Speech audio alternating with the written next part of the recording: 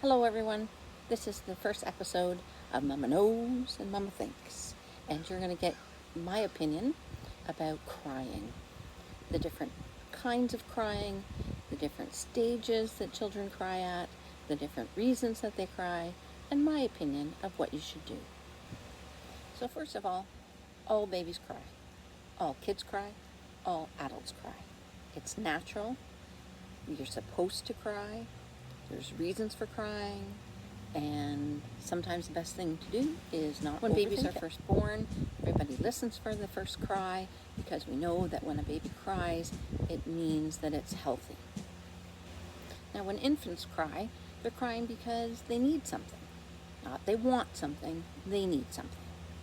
They need their bellies filled. They need their diaper changed.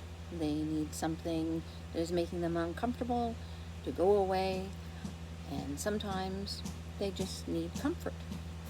So I believe that when newborn babies or babies in the first couple of months cry, we should respond to them. We should pick them up. We should feed them.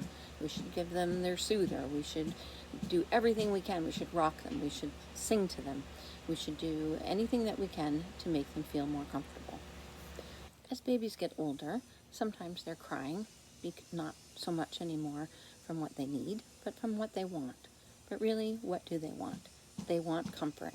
So still, in the first 6 months of life, I believe that babies should get what they want.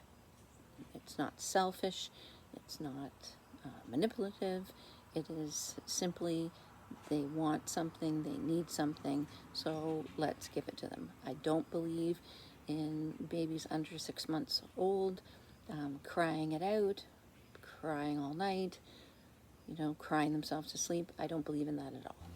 At around 6 months old, babies get smarter and they figure out that crying gets a response. I cry, I get something. They start to associate crying with a response. Smart.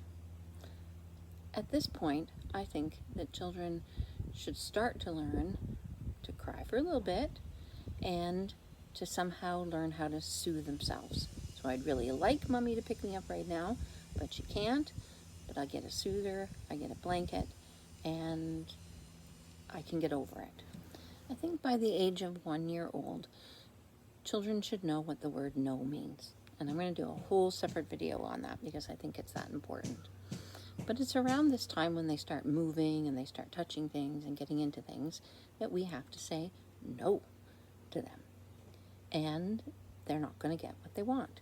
And this is a really important time for them to learn how to not only self-soothe, but how to recover. Recovering from an upset is a lifelong skill and a very important one. I always taught my children that they could cry. Crying wasn't going to change the outcome of whatever it was that they wanted. They were allowed to cry. I would be right there with them, supporting them, helping them recover from crying, but I didn't solve the problem. As children get older, there's more reasons to cry.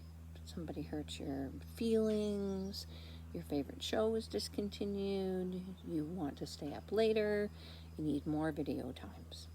Again, kids need to know when you say no means no. It doesn't mean no, you don't care. It just means no, you're not going to get what you want, but I'm here and I'll support you. And what we want is for kids of all ages to learn that 1, it's okay to cry. 2, you can feel like crying. And 3, crying doesn't really solve anything. But 4, crying can make you feel better. So those are the 4 things we want kids to learn about crying.